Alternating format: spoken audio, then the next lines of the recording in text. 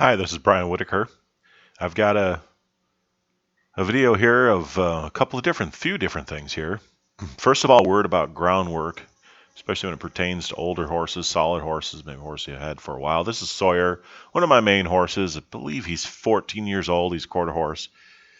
He stands close to 15.2. He's got to weigh 1,300 pounds. And you can see I'm just doing a little groundwork here. I found a spot that's has some traction where there was some hay there, and now it's not slippery. And when I first started out, he moved laterally away from me, real nice. He's so animated. He's got big steps, disengaging the hindquarters there. He takes big steps. I throw the lead rope up over his back just to make sure he's good with that. It's probably been a month since I've been on him, and he can be touchy. He can be sometimes.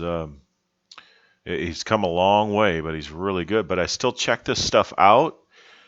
So you can see, though, I tightened him up, I moved him a little bit, and I'm ready to go. Now, if I needed to do more, I would do more. But I felt good, so I just got on. Youngsters, that's a different deal. You're trying to build a foundation. Once you get a foundation, try to always have a purpose with your groundwork.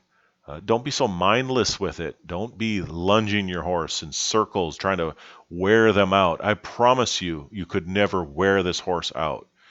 And you can get them to tune out, but that doesn't mean they're ready to go. And it's kind of like a pre-flight checklist I go through. Did I spend long? That was it. You saw my groundwork. I saddled up. I walked out to that spot.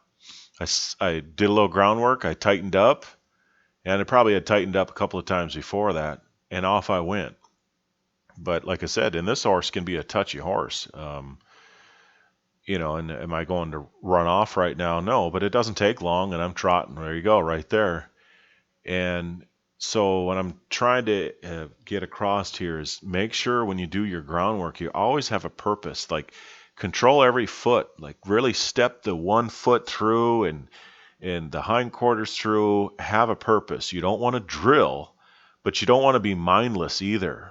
And the reason I'm checking every foot out is I want to make sure I have control of those feet when I get on. If I don't have control when I get on, before I get on, why should I get on? So, just like everything, do what is necessary, but don't do any more than is needed. And for a while, err on the side of maybe doing a little bit more than you need to. That's okay. But from then on, just make sure it's not a crutch. It can be, especially if you're just kind of doing it as a drill, but it should just be a useful tool. And as you hear, I'm actually checking fence, so we're within, actually the timer says within less than 3 minutes here. I'm off trotting and I'm checking fence. I just did a little edit there because this is the GPS camera and it was starting to track all over the place. But you can see my dog, he's always just so listless and so dull and always so unhappy. Hondo is always very happy and excited.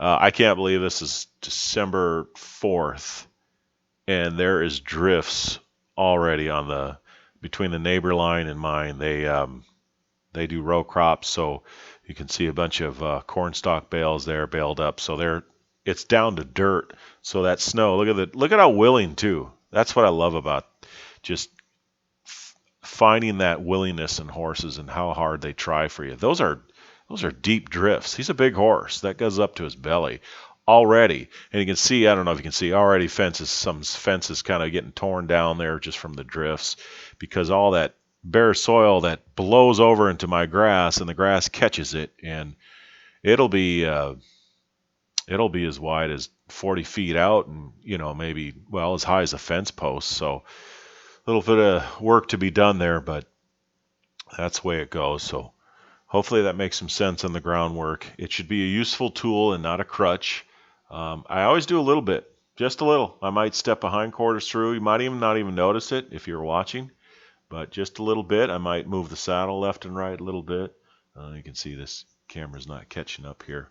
We'll have another edit here, but yeah, look at that. Look at his willingness. I mean, it's crusty, hard drifts, and he's just plowing through like no big deal.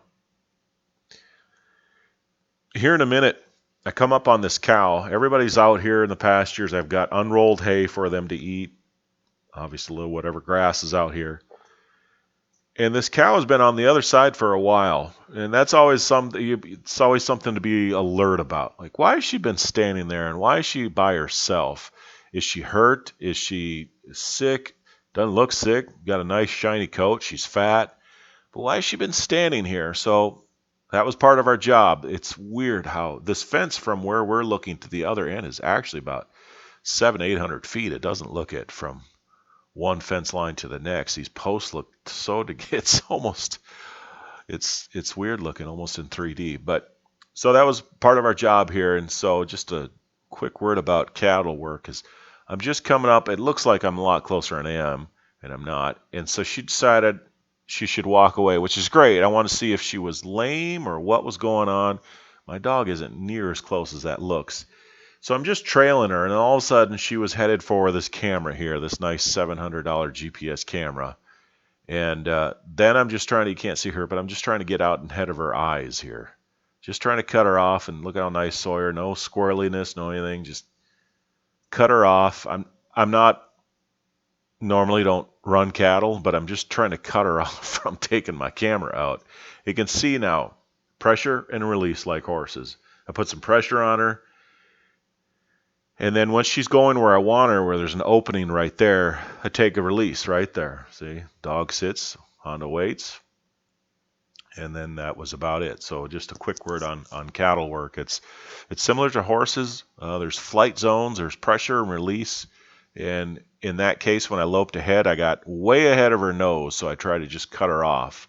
And it's a balance there because there's a fence line that it's right here on that left side. You can't hardly see. There's only one strand of that poly wire, poly braid, I guess.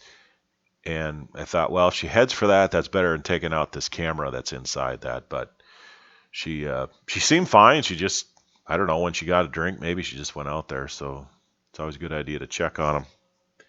So I hope that helps. Again, if you enjoy these videos, please subscribe, hit that notification bell so you get notified when I get new videos. And if you got any questions, let me know. Thank you.